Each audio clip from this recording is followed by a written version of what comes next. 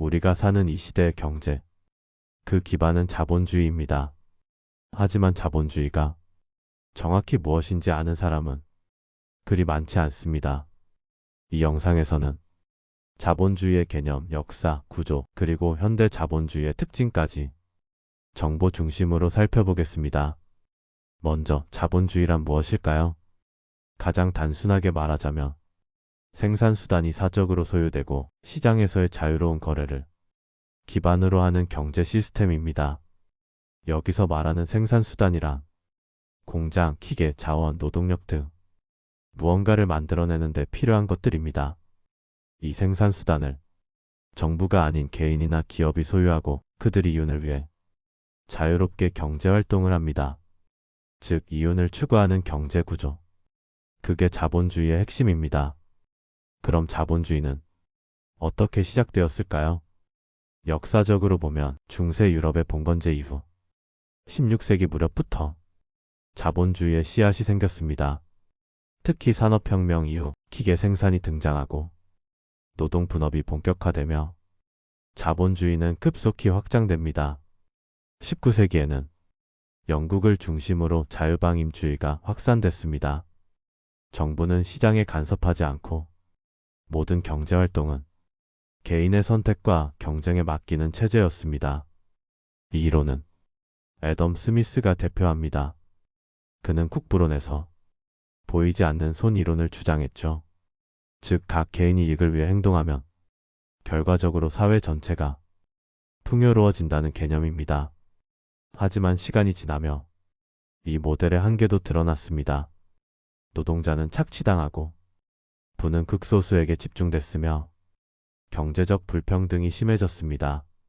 이에 따라 자본주의는 몇 차례의 진화를 거치게 됩니다. 20세기 초 정부가 시장에 개입하는 수정 자본주의가 등장합니다. 1930년대 대공황은 그 전환점이었습니다. 당시 미국 경제는 자유방임주의로 운영되던 상황에서 시장 붕괴를 경험합니다.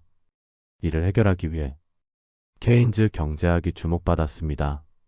정부가 적극적으로 공공투자를 늘리고 고용을 창출하고 소비를 회복시켜야 한다는 이론입니다.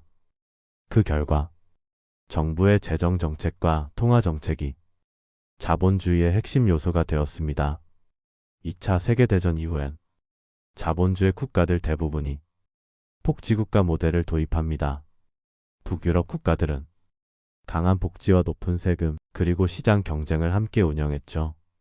이처럼 자본주의는 하나의 고정된 체제가 아니라 역사와 환경에 따라 변화하고 진화해온 시스템입니다.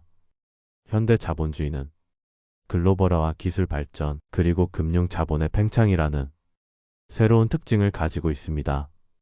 국경을 넘나드는 자본, 초국적 기업의 등장, 디지털 경제의 부상 등이 대표적입니다. 예를 들어 애플이나 구글 같은 기업은 단순한 제조업체가 아닙니다. 자산을 기반으로 데이터, 특허 브랜드 등 비물질적 자본을 활용합니다. 또한 현대 자본주의는 금융 중심 구조로 바뀌었습니다. 실물 경제보다 금융 자산의 규모가 훨씬 큽니다. 금융상품, 파생상품, 글로벌 자본의 흐름은 경제를 더 민감하게 만들고 있습니다. 이는 기회와 동시에 불안정성을 함께 키웁니다. 2008년 글로벌 금융위기도 그런 구조적 문제의 결과였죠. 당시 미국에서는 서브프라임 모기지 사태로 인해 금융 시스템이 붕괴 직전까지 갔습니다. 결국 정부가 개입해 시장을 구제했지만 그 여파는 전 세계로 퍼졌습니다. 이 사건은 자본주의도 위기를 맞을 수 있음을 전 세계에 보여준 사례입니다. 그렇다면 오늘날 자본주의는 어떤 도전에 직면해 있을까요?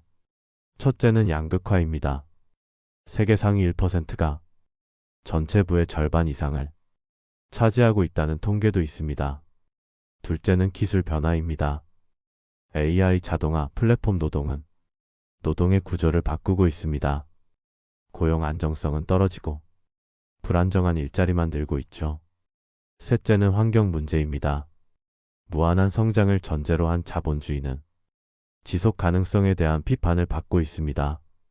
기후변화, 자원 고갈 문제는 경제활동의 방식 자체를 재고하게 만듭니다. 이러한 문제들에 대해 어떤 대응이 필요할까요? 지금 세계는 새로운 형태의 자본주의를 모색 중입니다. 대표적인 것이 ESG 경영입니다. 기업의 환경, 사회, 지배 구조를 고려해 장기적으로 지속 가능한 이익을 추구하자는 개념이죠. 또한 공유 경제 모델, 지역 화폐 시스템, 사회적 기업 등 대안적 형태의 경제도 등장하고 있습니다. 자본주의는 문제도 많지만 여전히 가장 널리 사용되는 체제입니다. 그 이유는 시장 중심의 효율성, 개인의 동기 유발, 기술 혁신 촉진 등 장점도 분명하기 때문입니다. 하지만 중요한 건 균형입니다. 자본주의의 이익을 보다 많은 사람들이 공정하게 누릴 수 있도록 하는 것. 그 과정에서 정부의 역할은 분명 존재합니다. 시장의 실패를 보완하고 최소한의 안전망을 제공하며 불공정한 구조를 바로잡는 것. 그게 정부 개입의 의미입니다. 정리하자면 자본주의는 단순한 이념이 아니라 지속적으로 진화하는 시스템입니다. 그 안에서 우리는 문제를 인식하고 개선하려는 노력을 계속해야 합니다. 맹목적인 비판도 무조건적인 수용도 아닌 균형 있는 시각으로 경제를 바라봐야 합니다. 이제는 자본주의를 정치적 구호가 아닌 현실적 시스템으로 이해해야 할 때입니다.